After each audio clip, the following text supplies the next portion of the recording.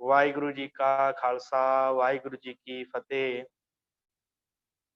ਗੁਰੂ ਪਿਆਰ ਵਾਲਿਓ, ਆਪ ਜੀ ਜੁੜ ਚੁੱਕੇ ਹੋ ਹਰ ਰੋਜ਼ ਦੀ ਤਰ੍ਹਾਂ ਇਸ ਆਨਲਾਈਨ ਗੁਰਮਤਿ ਕਲਾਸ ਦੇ ਵਿੱਚ, ਜਿਸ ਵਿੱਚ ਆਪ ਜੀ ਗੁਰਮਤਿ ਦੀ ਸੋਝੀ ਲੈਣ ਵਾਸਤੇ ਵਿਸ਼ੇਸ਼ ਤੌਰ ਦੇ ਉੱਤੇ ਸਮਾਂ ਕੱਢ ਕੇ ਜੁੜਦੇ ਹੋ। ਸੋ ਜੁੜ ਚੁੱਕੀ ਸਾਰੀ ਸੰਗਤ ਦਾ ਬਹੁਤ ਬਹੁਤ ਧੰਨਵਾਦ।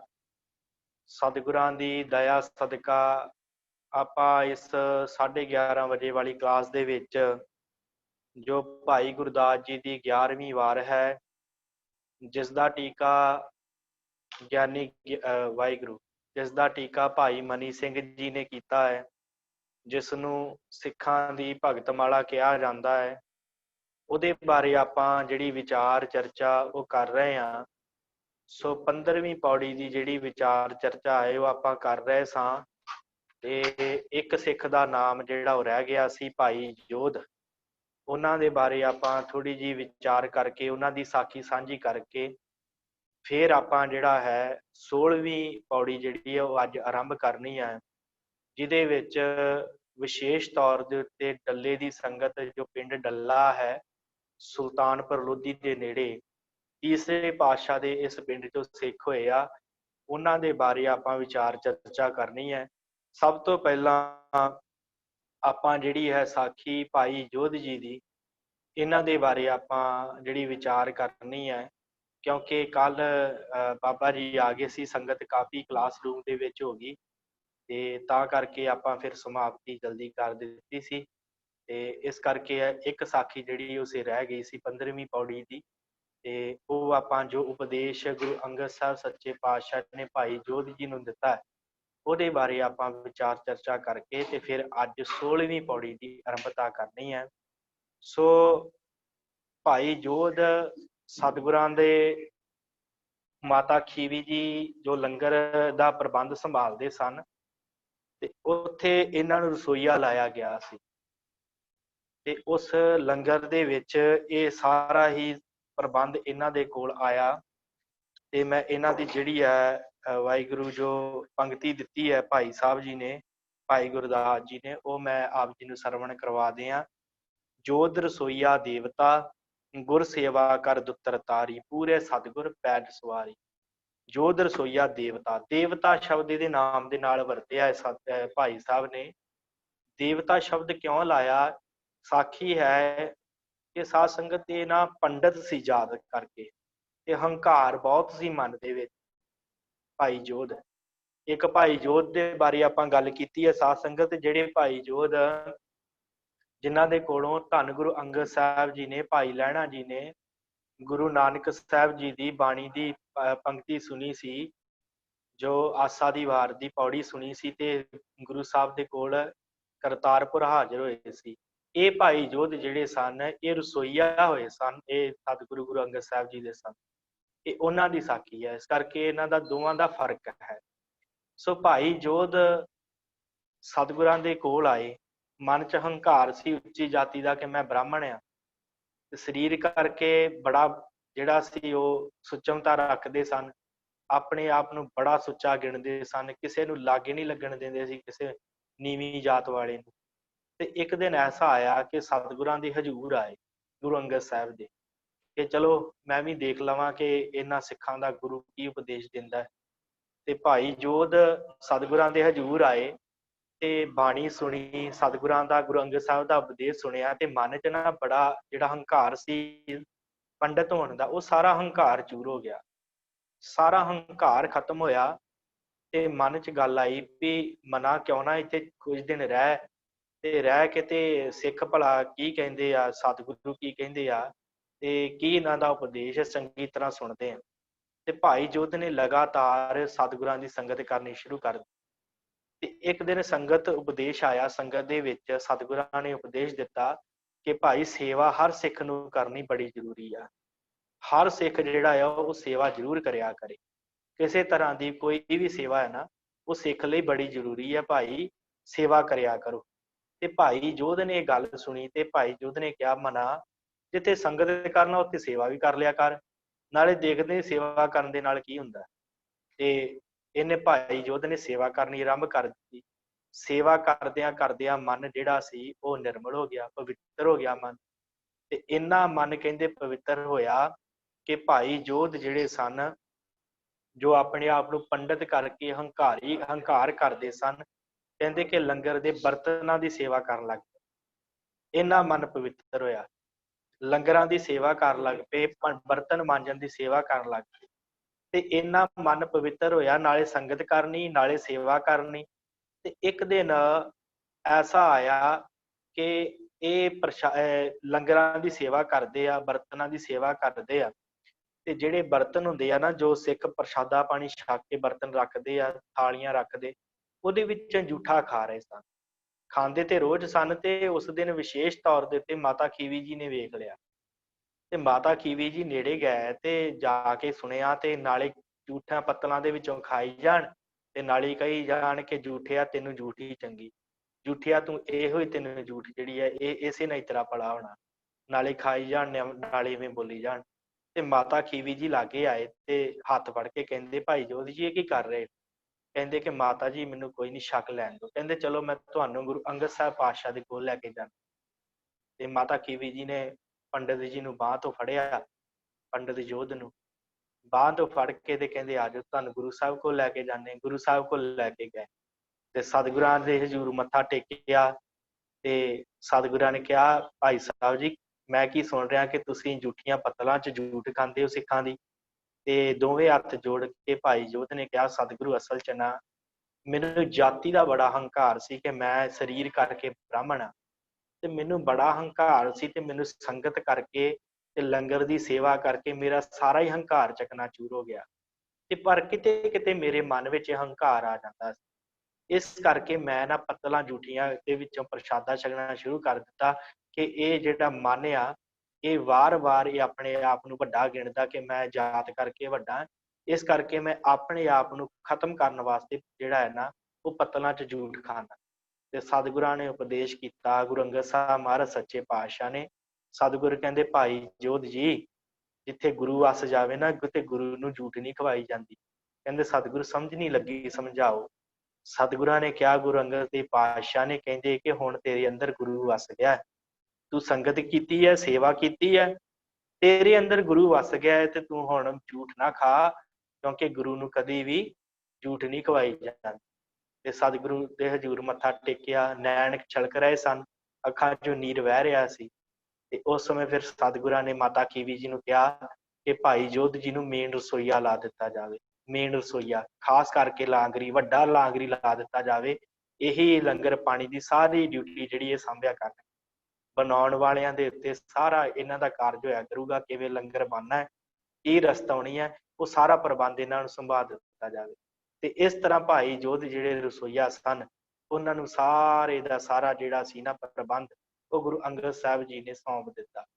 ਮਾਤਾ ਖੀਵੀ ਜੀ ਤੇ ਭਾਈ ਜੋਧ ਜੀ ਇਹਨਾਂ ਰਲ ਕੇ ਸਾਰਾ ਪ੍ਰਬੰਧ ਲੰਗਰ ਦਾ ਸਾਂਭਿਆ।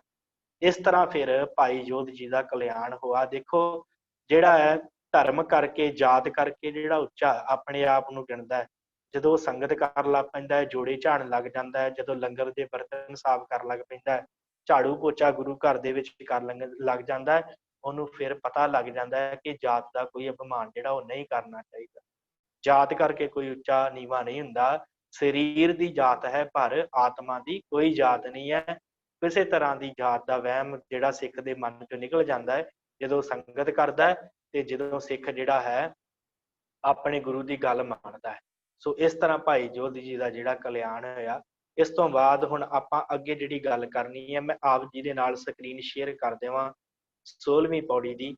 ਸੋ 16ਵੀਂ ਪੌੜੀ ਜਿਹੜੀ ਹੈ ਉਹ ਆਪਾਂ ਅੱਖਰੀ ਅਰਥ ਕਰਕੇ, ਫਿਰ ਉਸ ਤੋਂ ਬਾਅਦ ਜੋ ਡੱਲੇ ਵਾਸੀ ਸੰਗਤ ਹੈ ਉਹਦੇ ਬਾਰੇ ਆਪਾਂ ਗੱਲ ਕਰਨੀ। ਵਾਹਿਗੁਰੂ। ਹਾਂਜੀ, ਵਾਹਿਗੁਰੂ। ਜਿਹੜਾ ਹੈ ਹਾਂਜੀ 16ਵੀਂ ਪੌੜੀ ਆਪ ਜੀ ਦੀ ਸਕਰੀਨ ਉੱਤੇ ਆ ਗਈ ਹੈ।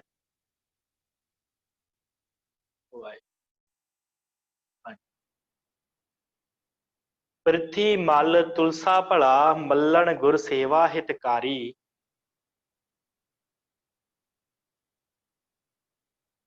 ਰਾਮੂ ਦੀਪਾ ਉਗਰ ਸੈਨ, ना गौरी गुर शब्द विचारी, मोहन रामू महत्या, अमरू गोपी हौमै मारी, साहारू गंगू भले, भागू भगत भगत है प्यारी, खानू शुरा तारू तरे, वेगा पासी करनी सारी, उगरू नंदू सूदना, पूरो झंटा पार उतारी, मलिया सहारू भले छिंबे, गुर दरगह दरबारी,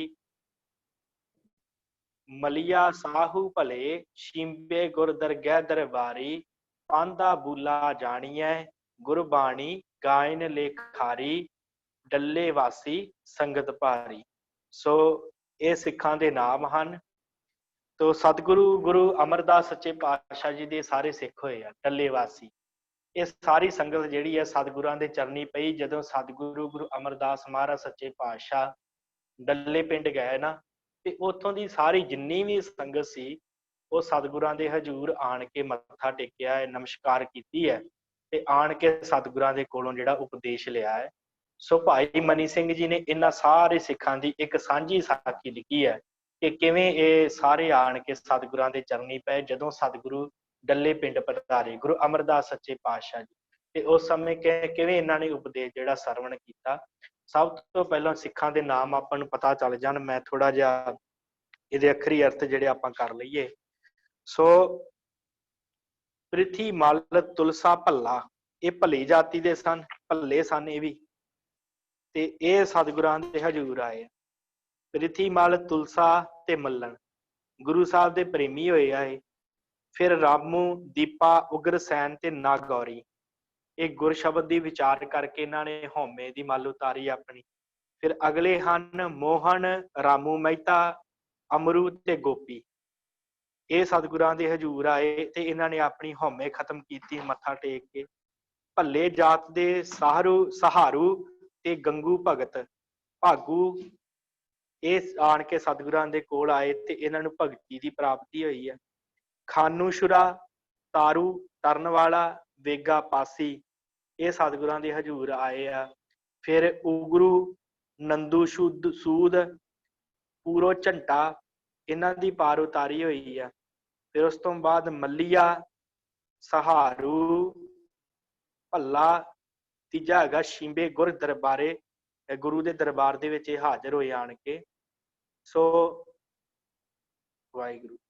ਪਾਂਦਾ ਤੇ ਬੁੱਲਾ, ਮੈਸੇਜ ਆਇਆ ਚੈੱਕ ਕਰਿਓ। ਪਾਂਦਾ ਤੇ ਬੁੱਲਾ ਗੁਰਬਾਣੀ ਦੇ ਗਵੀਏ ਤੇ ਲਿਖਾਰੀ ਜਾਣੀਦੇ ਹਨ। ਇਹ ਸਮੁੱਚੀ ਜਿਹੜੀ ਸੰਗਤ ਹੈ ਇਹ ਡੱਲੇ ਵਾਸੀ ਸੰਗਤ ਹੈ। ਇਹਨਾਂ ਨੇ ਆਣ ਕੇ ਸਤਿਗੁਰਾਂ ਦੇ ਹਜ਼ੂਰ ਜਿਹੜਾ ਹੈ ਬੇਨਤੀ ਕੀਤੀ ਹੈ ਤੇ ਕਿਵੇਂ ਕਿਵੇਂ ਸਤਿਗੁਰਾਂ ਨੇ ਪਾਰ ਉਤਾਰਾ ਕੀਤਾ ਤੇ ਸਤਿਗੁਰਾਂ ਦੇ ਹਜ਼ੂਰ ਕਿਵੇਂ ਇਹ ਸਿੱਖ ਪਹੁੰਚੇ ਆ, ਉਹਨਾਂ ਦੇ ਬਾਰੇ ਜਿਹੜਾ ਹੈ ਉਹ ਭਾਈ ਮਨੀ ਸਿੰਘ ਜੀ ਨੇ ਕੀ ਲਿਖਿਆ। ਵਾਹਿਗੁਰੂ ਵਾਹਿਗੁਰੂ।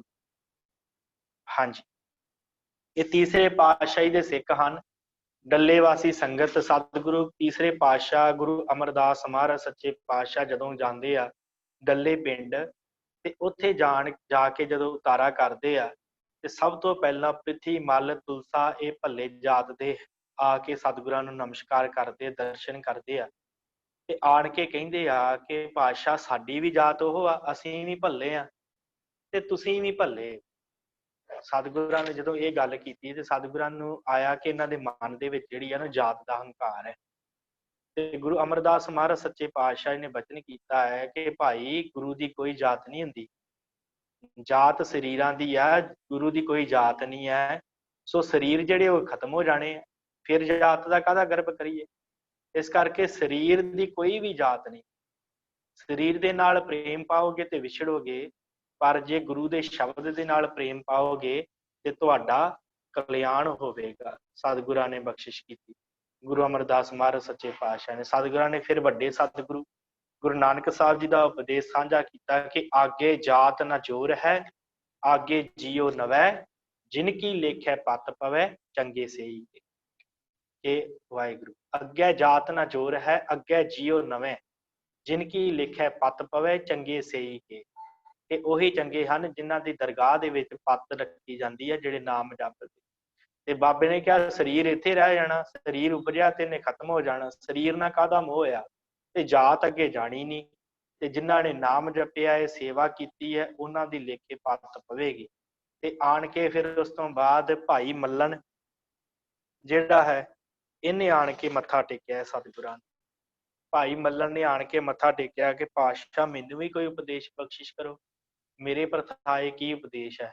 ਤੇ ਸਤਿਗੁਰਾਂ ਨੇ ਬਚਨ ਕੀਤਾ, ਹਿੱਤ ਲਾ ਕੇ ਸਿੱਖਾਂ ਦੀ ਸਾਧਾਂ ਦੀ ਸੇਵਾ ਕਰਨੀ ਹੈ, ਫਿਰ ਭਾਈ ਤੇਰਾ ਭਲਾ ਹੋਵੇਗਾ। ਫਿਰ ਉਸ ਤੋਂ ਬਾਅਦ ਰਾਮੂ ਤੇ ਦੀਪਾ ਤੇ ਉਗਰਸੈਨ ਇਹ ਸਤਿਗੁਰਾਂ ਦੇ ਹਜ਼ੂਰ ਆਏ ਆ, ਤੇ ਨਾਗੌਰੀ ਇਹ ਸਤਿਗੁਰਾਂ ਦੇ ਹਜ਼ੂਰ ਆ ਕੇ ਇਹਨਾਂ ਬਚਨ ਕੀਤਾ ਕਿ ਸਤਿਗੁਰਾਂ ਨੇ ਹੁਕਮ ਦਿੱਤਾ ਕਿ ਭਾਈ ਤੁਸਾਂ ਸੇਵਾ ਕਰਨੀ ਹੈ ਸਿੱਖਾਂ ਦੀ, ਟਹਿਲ ਸੇਵਾ ਕਰਨੀ ਹੈ। 4 ਘੜੀਆਂ ਅੰਮ੍ਰਿਤ ਵੇਲੇ ਉੱਠ ਕੇ ਨਾਮ ਜਪਣਾ ਹੈ, ਅੰਮ੍ਰਿਤ ਵੇਲੇ ਉੱਠ ਕੇ ਨਾਮ ਜਪਣਾ ਹੈ। ਤੇ ਇਹਨਾਂ ਪੁੱਛਿਆ ਕਿ ਸਤਿਗੁਰੂ ਨਾਮ ਜਪਣ ਨਾਲ ਅੰਮ੍ਰਿਤ ਵੇਲੇ ਕੀ ਹੋਵੇਗਾ, ਕੀ ਫਲ ਹੈ ਨਾਮ ਜਪਣ ਦਾ। ਸਤਿਗੁਰਾਂ ਨੇ ਕਿਹਾ ਭਾਈ ਜਿਵੇਂ ਕੋਈ ਕਿਸ਼ਤੀ ਹੋਵੇ ਪਾਣੀ ਦੇ ਵਿੱਚ, ਤੇ ਪਾਣੀ ਦੇ ਵਿੱਚ ਕਿਸ਼ਤੀ ਚੱਲਦੀ ਹੋਵੇ ਤੇ ਉਹ ਸਾਰੀ ਪਾਣੀ ਦੇ ਨਾਲ ਭਰ ਜਾਵੇ, ਤੇ ਜੇ 4 ਉਂਗਲਾਂ ਉਹ ਤਾਂ ਰਹਿ ਜਾਂਦੀਆਂ ਨਾ ਪਾਣੀ ਤੋਂ, ਤਾਂ ਵੀ ਪਾਰ ਉਤਾਰ ਦਿੰਦੀ ਹੈ ਸਮੁੰਦਰ ਦੇ ਵਿੱਚੋਂ। ਜੇ ਕਿਤੇ ਕਿਸ਼ਤੀ 4 ਉਂਗਲਾਂ ਉੱਪਰ ਰਹਿ ਜੇ ਨਾ, ਤਾਂ ਵੀ ਉਹ ਪਾਰ ਲਗਾ ਦਿੰਦੀ ਹੈ। ਇਸੇ ਤਰ੍ਹਾਂ ਜੇ ਸਾਰੇ ਦਿਨ ਪਾਪ ਕਮਾਉਂਦੇ ਰਹੀਏ ਤੇ ਸਾਰੇ ਦਿਨ ਕੰਮਾਂ ਕਾਰਾਂ 'ਚ ਰੁੱਝੇ ਰਹੀਏ, ਤੇ ਇਹਦੇ ਨਾਲ ਸਾਡੀ ਸਾਡਾ ਮਨ ਜਿਹੜਾ ਉਹ ਭਰ ਜਾਂਦਾ ਹੈ ਦੁਨਿਆਵੀ ਗੱਲਾਂ ਦੇ ਨਾਲ, ਦੁਨਿਆਵੀ ਵਿਕਾਰਾਂ ਦੇ ਨਾਲ। ਪਰ ਜਦੋਂ ਅਸੀਂ ਅੰਮ੍ਰਿਤ ਵੇਲੇ ਉੱਠ ਕੇ ਨਾਮ ਸਿਮਰਦੇ ਹਾਂ ਨਾ 4 ਘੜੀਆਂ, ਉਹ 4 ਘੜੀਆਂ ਨਾਮ ਸਿਮਰਨ ਦਾ ਫਲ ਐਸਾ ਹੁੰਦਾ ਹੈ ਕਿ ਮਨੁੱਖ ਦਾ ਜੀਵਨ ਜਿਹੜਾ ਪਾਰ ਉਤਰ ਜਾਂਦਾ ਹੈ, ਮਨੁੱਖ ਸੰਸਾਰ ਰੂਪੀ ਭਵ ਸਾਗਰ ਤੋਂ ਪਾਰ ਹੋ ਜਾਂਦਾ ਹੈ। ਇਹਨਾਂ ਨੂੰ ਸਤਿਗੁਰਾਂ ਨੇ ਇਹ ਉਪਦੇਸ਼ ਦਿੱਤਾ ਕਿ ਅੰਮ੍ਰਿਤ ਵੇਲੇ ਉੱਠ ਕੇ ਜਿਹੜਾ ਹੈ ਉਹ ਬਾਣੀ ਪੜ੍ਹਨੀ ਹੈ, ਸਿਮਰਨ ਕਰਦਾ ਸ਼ਬਦ ਦੀ ਵਿਚਾਰ ਸੁਣਨੀ ਹੈ। ਇਹ ਉਪਦੇਸ਼ ਸਤਿਗੁਰਾਂ ਨੇ ਇਹਨਾਂ ਨੂੰ ਬਖਸ਼ਿਸ਼ ਕੀਤਾ। ਫਿਰ ਉਸ ਤੋਂ ਬਾਅਦ ਅਗਲੇ ਸਿੱਖ ਆ ਰਾਮੂ, ਮਹਿਤਾ ਤੇ ਅਮਰੂ ਤੇ ਗੋਪੀ, ਇਹ ਸਤਿਗੁਰਾਂ ਦੇ ਆ ਕੇ ਚਰਨੀ ਲੱਗੇ ਆ। ਇਹਨਾਂ ਨੇ ਆਣ ਕੇ, ਡੱਲੇ ਹਨ ਸਤਿਗੁਰੂ ਬੈਠੇ, ਡੱਲਾ ਪਿੰਡ, ਵਾਰੀ ਸਿੱਖ ਆ ਰਹੇ ਆ ਤੇ ਦਰਸ਼ਨ ਕਰ ਰਹੇ ਤੇ ਉਪਦੇਸ਼ ਸੁਣ ਰਹੇ ਆ। ਤੇ ਇਹਨਾਂ ਨੇ ਆਣ ਕੇ ਅਰਦਾਸ ਕੀਤੀ ਆ, ਪਾਤਸ਼ਾਹ ਗਰੀਬ ਨਵਾਜ ਸਾਨੂੰ ਕੀ ਉਪਦੇਸ਼ ਹੈ, ਸਾਨੂੰ ਵੀ ਕੋਈ ਉਪਦੇਸ਼ ਬਖਸ਼ਿਸ਼ ਕਰੋ। ਤੇ ਬਚਨ ਹੋਇਆ ਸਤਿਗੁਰਾਂ ਦਾ, ਗੁਰੂ ਅਮਰਦਾਸ ਪਾਤਸ਼ਾਹ ਨੇ ਬਚਨ ਕੀਤਾ ਹੈ ਕਿ ਭਾਈ ਆਪਣੀ ਹਉਮੈ ਜਿਹੜੀ ਹੈ ਨਾ ਉਹਦਾ ਤਿਆਗ ਕਰੋ। ਹਉਮੈ ਬੜੀ ਬੁਰੀ ਬਲਾ ਹੈ, ਹਉਮੈ ਦੇ ਨਾਲ ਜਿਹੜਾ ਆ ਮਨੁੱਖ ਦੀ ਨਹੀਂ ਬਣਨੀ ਚਾਹੀਦੀ, ਪਰਮੇਸ਼ਰ ਨਾਲ ਬਣ ਹੋਣੀ ਚਾਹੀਦੀ ਹੈ।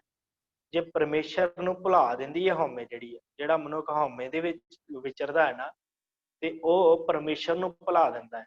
ਤੇ ਪਰਮੇਸ਼ਰ ਨੂੰ ਯਾਦ ਕਰਨ ਵਾਸਤੇ ਹਉਮੈ ਨੂੰ ਛੱਡਣਾ ਪੈਂਦਾ ਹੈ, ਹਉਮੈ ਦਾ ਤਿਆਗ ਕਰਨਾ ਪੈਂਦਾ ਹੈ, ਫਿਰ ਜਾ ਕੇ ਕਿਤੇ ਪਰਮੇਸ਼ਰ ਦੀ ਪ੍ਰਾਪਤੀ ਹੁੰਦੀ ਹੈ। ਇਸ ਕਰਕੇ ਤੁਸੀਂ ਆਪਣੀ ਹਉਮੈ ਦਾ ਤਿਆਗ ਕਰੋ। ਇਹ ਸਤਿਗੁਰਾਂ ਨੇ ਉਪਦੇਸ਼ ਦਿੱਤਾ ਹੈ। ਰਾਮੂ, ਮਹਿਤਾ, ਅਮਰੂ ਤੇ ਗੋਪੀ, ਇਹ 4 ਆਏ ਸੀ ਸਤਿਗੁਰਾਂ ਦੇ ਕੋਲ। ਇਹਨਾਂ ਨੇ ਆਣ ਕੇ ਜਦੋਂ ਉਪਦੇਸ਼ ਮੰਗਿਆ ਤੇ ਸਤਿਗੁਰਾਂ ਨੇ ਕਿਹਾ ਭਾਈ ਤੁਸੀਂ 4 ਜਾਣੇ ਜਿਹੜੇ ਆ ਹਉਮੈ ਦਾ ਤਿਆਗ ਕਰੋ ਤੇ ਪਰਮੇਸ਼ਰ ਦੇ ਗੁਣ ਗਾਓ, ਉਸ ਪਰਮੇਸ਼ਰ ਨੂੰ ਯਾਦ ਕਰੋ, ਤੁਹਾਡੀ ਦੂਰੀ ਜਿਹੜੀ ਪਰਮੇਸ਼ਰ ਨਾਲ ਮਿਟੇਗੀ ਤੇ ਤੁਹਾਡੀ ਗੰਢ ਪਰਮੇਸ਼ਰ ਨਾਲ ਪਵੇਗੀ।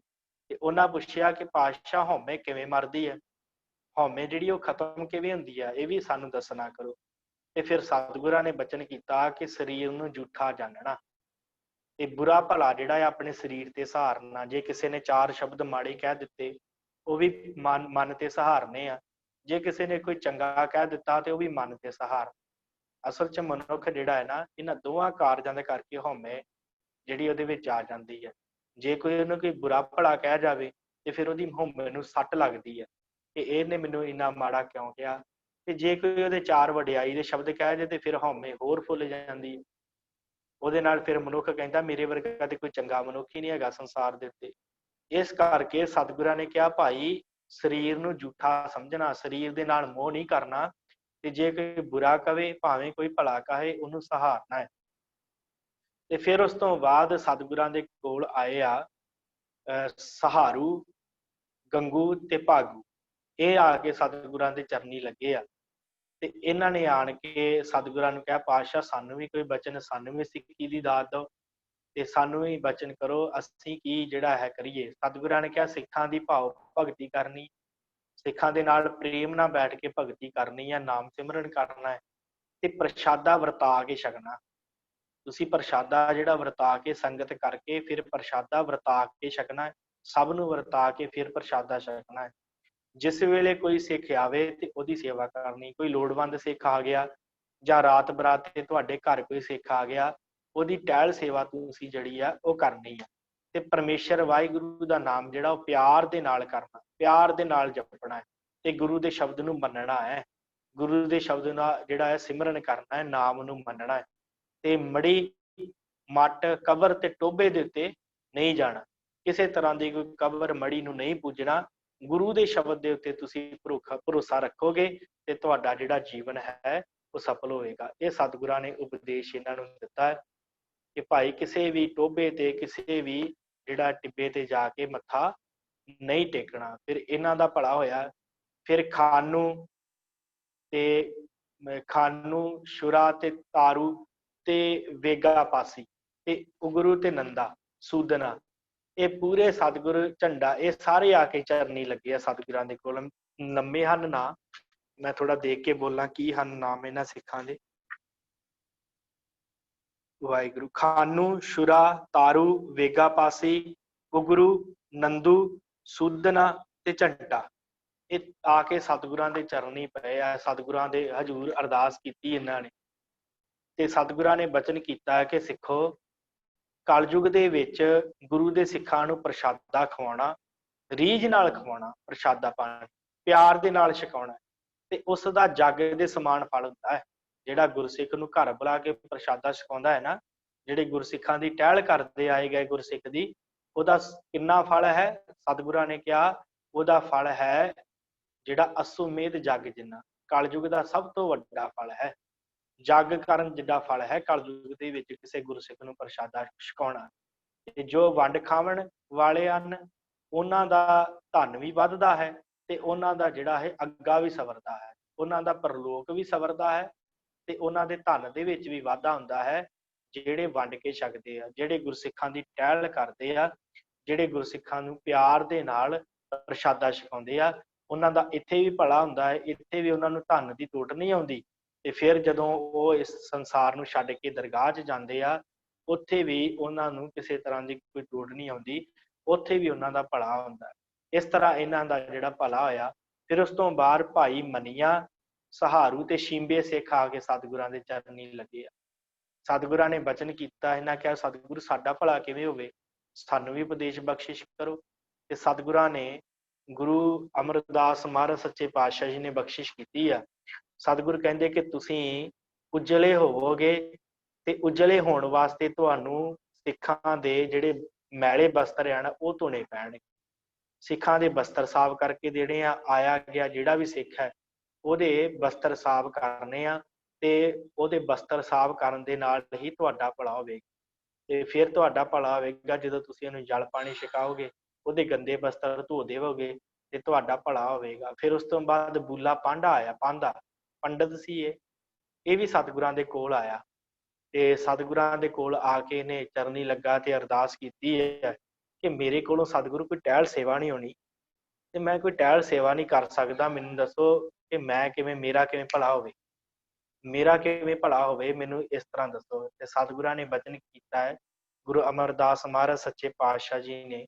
ਸਤਿਗੁਰੂ ਕਹਿੰਦੇ ਆ ਕਿ ਭਾਈ ਸਿੱਖਾ, ਤੂੰ ਜੇ ਆ ਕੇ ਆਪਣਾ ਭਲਾ ਚਾਹੁੰਦਾ ਹੈ ਤੇ ਤੇਰੇ ਵਾਸਤੇ ਇਹੀ ਆ ਕਿ ਤੂੰ ਕੀਰਤਨ ਸਰਵਣ ਕਰਿਆ ਕਰ।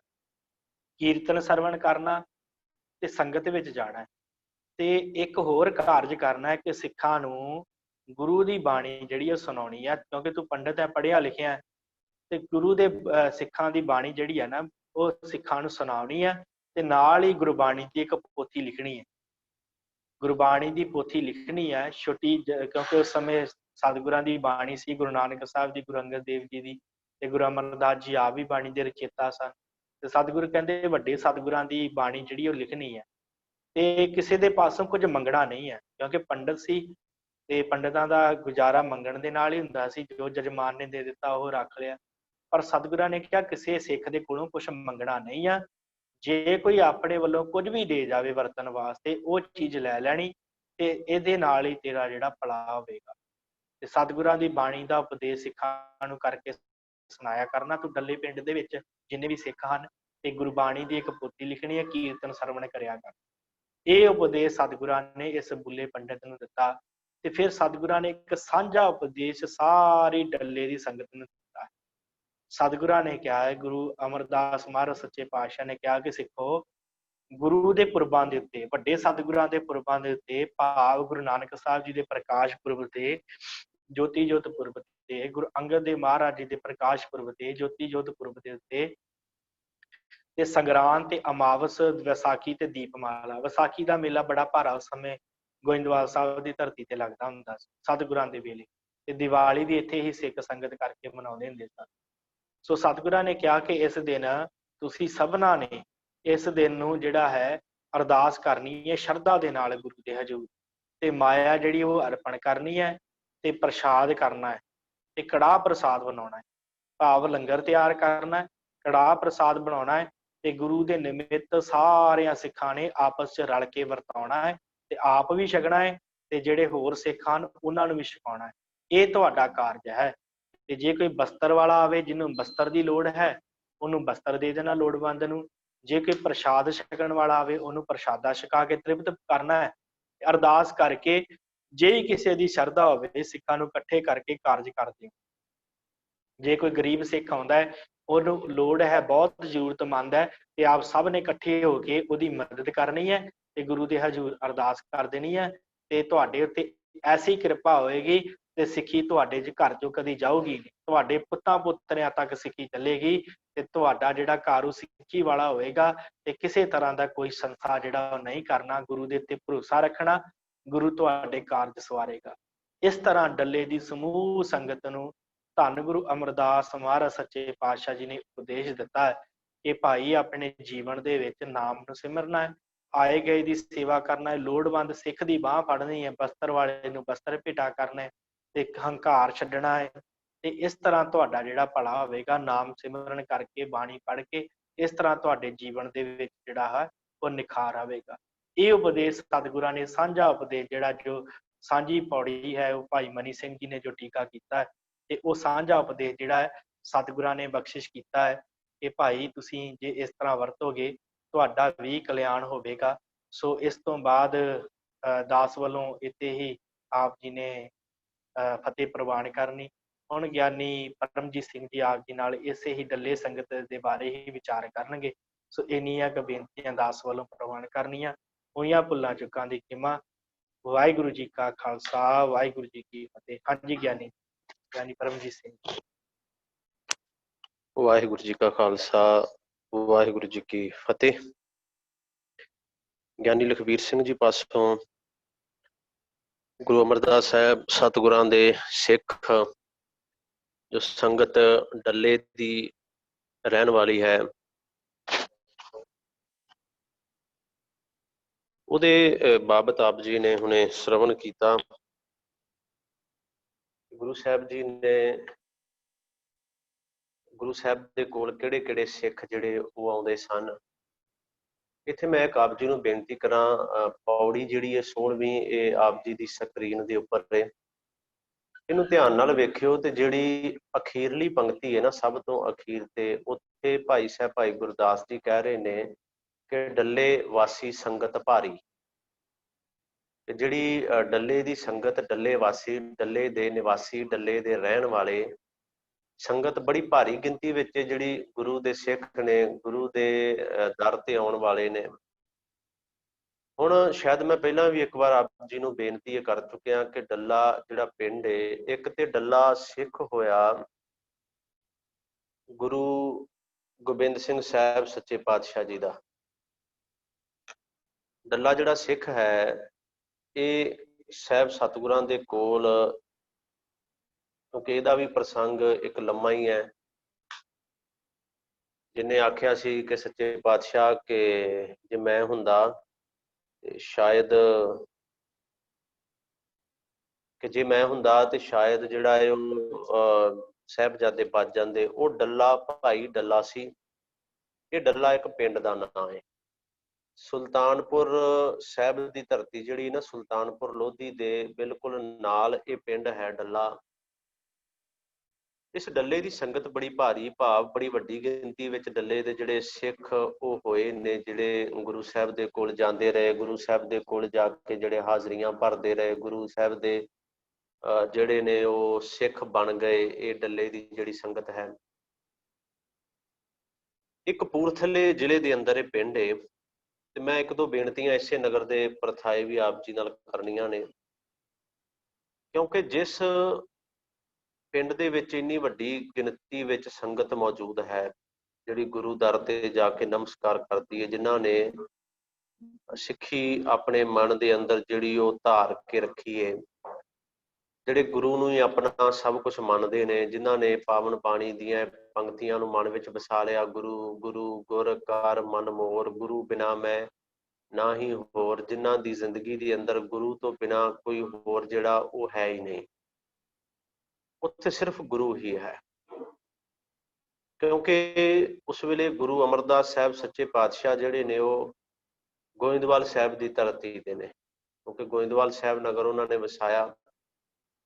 ਡੱਲਾ ਜਿਹੜਾ ਹੈ, ਕਿਉਂਕਿ ਜਦੋਂ ਅਸੀਂ ਉਹਨੇ ਵੇਖਣਾ ਹੈ, ਗੋਇੰਦਵਾਲ ਸਾਹਿਬ ਜਿਹੜਾ ਨਗਰ ਹੈ ਇਹ ਦਰਿਆ ਬਿਆਸ ਦੇ ਉਸ ਪਾਸੇ ਆ, ਤੇ ਡੱਲਾ ਜਿਹੜਾ ਹੈ ਇਹ ਦਰਿਆ ਬਿਆਸ ਦੇ ਇਸ ਪਾਸੇ ਆ। ਉਹ ਇਲਾਕਾ ਜਿਹੜਾ, ਕਿਉਂਕਿ ਦਰਿਆ ਬਿਆਸ ਦੁਆਬਾ ਜਿਹੜਾ ਹੈ ਨਾ ਏਰੀਆ, ਇਲਾਕਾ ਜਿਹੜਾ ਹੈ ਉਹ ਦੋ ਪਾਣੀਆਂ ਦੇ, ਦੋ ਦਰਿਆਵਾਂ ਦੇ ਵਿਚਕਾਰ, ਸਤਲੁਜ ਤੇ ਬਿਆਸ ਦੇ ਵਿਚਕਾਰਲਾ ਜਿਹੜਾ ਏਰੀਆ ਉਹ ਦੁਆਬਾ ਹੈ। ਹੁਣ ਗੁਰੂ ਅਮਰਦਾਸ ਸਾਹਿਬ ਸੱਚੇ ਪਾਤਸ਼ਾਹ ਮਾਝੇ ਵਿੱਚ ਨੇ, ਉਹ ਇਲਾਕਾ ਭਾਵੇਂ ਦਰਿਆ ਦੇ ਪਰਲੇ ਪਾਸੇ ਉਹ ਮਾਝੇ ਵਿੱਚ ਆ ਜਾਏਗਾ। ਇਹ ਗੱਲ ਸਮਝਿਓ ਕਿ ਉਸ ਵੇਲੇ ਦਰਿਆ ਬਿਆਸ ਦੇ ਉੱਪਰ ਕੋਈ ਪੁਲ ਨਹੀਂ ਸੀ, ਕੋਈ ਵੀ ਪੁਲ ਉਸ ਵੇਲੇ ਉੱਥੇ ਮੌਜੂਦ ਨਹੀਂ ਹੈ, ਤੇ ਦਰਿਆ ਬਿਆਸ ਵਿੱਚ ਪਾਣੀ ਵੀ ਚੜ੍ਹਨਾ ਹੈ, ਸਿੱਖਾਂ ਨੇ ਫਿਰ ਵੀ ਜਾਣਾ ਹੈ। ਭਾਈ ਪਾਰੋ ਜੁਲਕਾ ਵਰਗੇ ਜਿਹੜੇ ਸਿੱਖ ਸਨ, ਜਿਨ੍ਹਾਂ ਨੂੰ ਪਰਮਹੰਸ ਦੀ ਉਪਾਧੀ ਦਿੱਤੀ ਗਈ, ਉਹ ਰੋਜ਼ਾਨਾ ਦਰਸ਼ਨ ਕਰਨ ਵਾਸਤੇ ਜਾ ਰਹੇ ਨੇ, ਇੱਕ ਦਿਨ ਦਾ ਨਾਗਾ ਵੀ ਨਹੀਂ ਹੈ। ਇਹ ਮੈਂ ਤਾਂ ਬੇਨਤੀਆਂ ਕਰਨ ਜਾ ਰਿਹਾ ਤੁਹਾਡੇ ਅੱਗੇ।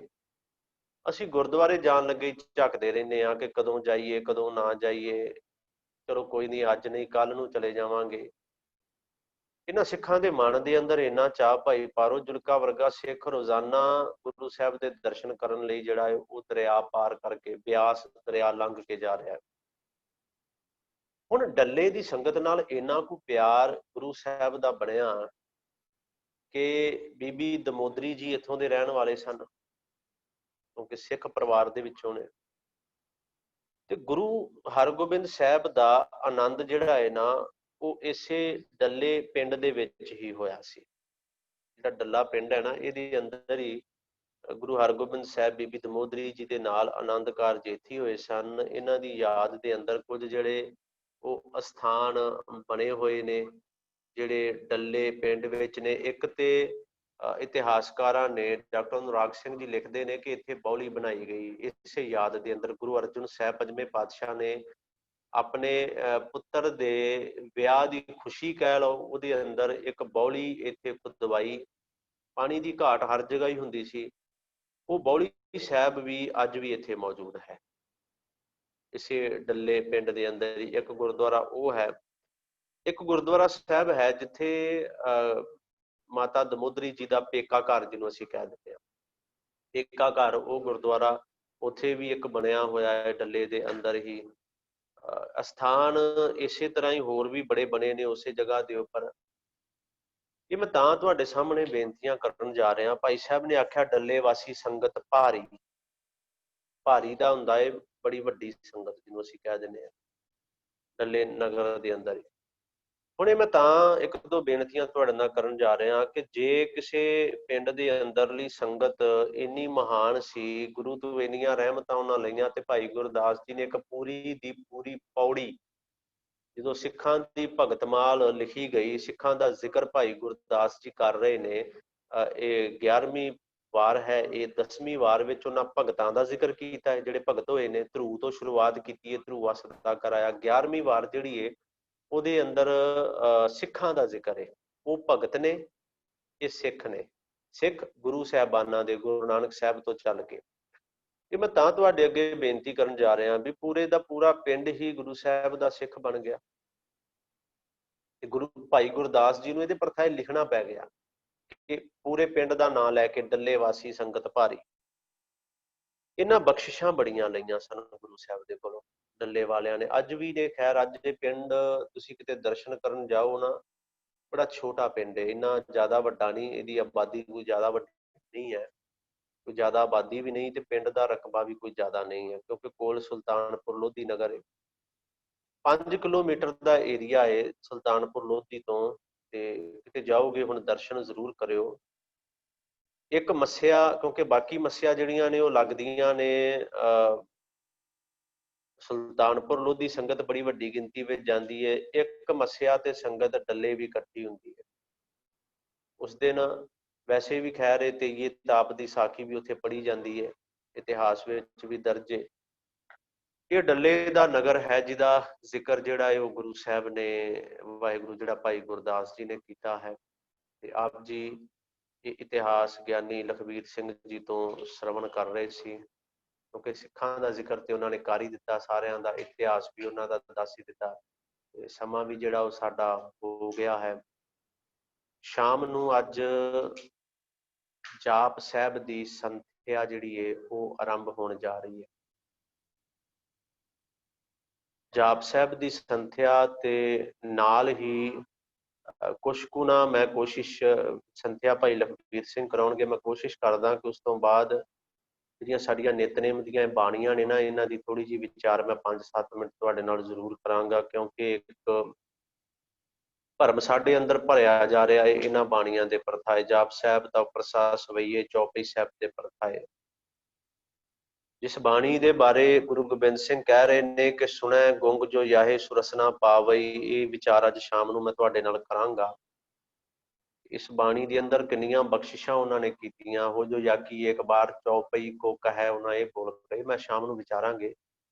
ਜਾਪ ਸਾਹਿਬ ਬਾਰੇ ਇਹ ਅੰਮ੍ਰਿਤ ਦੀਆਂ ਬਾਣੀਆਂ ਨੇ, ਕਿਉਂ ਅੰਮ੍ਰਿਤ ਦੇ ਵੇਲੇ ਇਹਨਾਂ ਬਾਣੀਆਂ ਨੂੰ ਗੁਰੂ ਸਾਹਿਬ ਨੇ ਪੜ੍ਹਿਆ ਵੀ। ਸ਼ਾਮ ਨੂੰ ਅੱਜ ਇਹ ਸੰਥਿਆ, ਤੇ ਕੱਲ ਨੂੰ ਗੁਰੂ ਗ੍ਰੰਥ ਸਾਹਿਬ ਜੀ ਦਾ ਸੰਪੂਰਨਤਾ ਦਿਹਾੜਾ ਹੈ। ਇਹ ਅੱਜ ਨਹੀਂ, ਇਹ ਕੱਲ ਸ਼ਾਮ ਨੂੰ ਆਪਾਂ ਵਿਚਾਰਾਂਗੇ। ਇੱਕ ਵਹਿਮ ਵੀ ਅੰਦਰੋਂ ਕੱਢਾਂਗੇ ਕਿ ਗੁਰੂ ਗ੍ਰੰਥ, ਕਹਿੰਦੇ ਜੀ ਪ੍ਰਕਾਸ਼ ਪੁਰਬ ਪਹਿਲੋਂ ਮਨਾ ਲਿਆ ਤੇ ਸੰਪੂਰਨਤਾ ਦਿਨ ਬਾਅਦ ਵਿੱਚ, ਉਹ ਕਿਹੜਾ ਸੰਪੂਰਨਤਾ ਦਿਹਾੜਾ ਹੈ, ਕੱਲ ਨੂੰ ਜੁੜਿਓ, ਸ਼ਾਮ ਨੂੰ ਇਹਦੇ ਵਿੱਚ ਬਾਰੇ ਵਿਚਾਰ ਕਰਾਂਗੇ। ਅੱਜ ਸ਼ਾਮ ਨੂੰ ਜਾਪ ਸਾਹਿਬ ਦੀ ਸੰਥਿਆ ਤੇ ਨਾਲ ਕੁਝ ਇਹਨਾਂ ਬਾਣੀਆਂ ਦੀ ਜਿਹੜੀ ਵਿਚਾਰ ਉਹ ਆਪ ਜੀ ਦੇ ਨਾਲ ਕੀਤੀ ਜਾਏਗੀ। ਸੋ ਅੱਜ ਇੰਨੀਆਂ ਕੁ ਬੇਨਤੀਆਂ ਪ੍ਰਵਾਨ ਕਰ ਲੈਣੀਆਂ।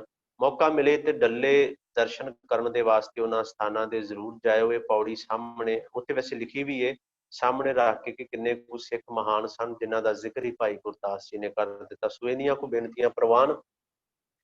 ਕੋਈ ਤੁਹਾਡਾ ਸਵਾਲ ਹੈ ਜੇ ਅੱਜ ਦੀ ਜੋ ਇਤਿਹਾਸ ਹੈ ਇਹਦੇ ਨਾਲ ਰਿਲੇਟਡ, ਤੇ ਆਪ ਜੀ ਆਪਣਾ ਮਾਈਕ ਔਨ ਕਰਕੇ ਪੁੱਛ ਸਕਦੇ ਹੋ। ਹਾਂਜੀ,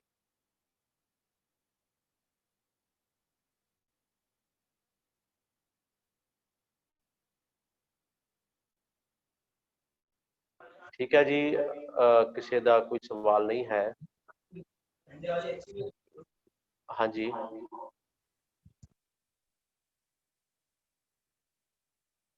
ਆਕਾਸ਼ ਗਿੱਲ ਜੀ, ਕੋਈ ਹੈ ਸਵਾਲ ਆਪ ਜੀ ਦਾ? ਠੀਕ ਹੈ ਜੀ, ਕੋਈ ਗੱਲ ਨਹੀਂ। ਤੇ ਕੋਈ ਸਵਾਲ ਹੋਵੇ ਤੁਸੀਂ ਸਾਨੂੰ ਪਰਸਨਲ ਵੀ ਕੰਟੈਕਟ ਕਰ ਸਕਦੇ ਹੋ। ਸੋ ਇੰਨੀਆਂ ਕੋਈ ਬੇਨਤੀਆਂ ਪ੍ਰਵਾਨ। ਸ਼ਾਮ ਨੂੰ ਮਿਲਦੇ ਆ ਫਿਰ ਆਪਾਂ ਜਾਪ ਸਾਹਿਬ ਦੀ ਸੰਥਿਆ ਤੇ। ਵਾਹਿਗੁਰੂ ਜੀ ਕਾ ਖਾਲਸਾ, ਵਾਹਿਗੁਰੂ ਜੀ ਕੀ ਫਤਿਹ।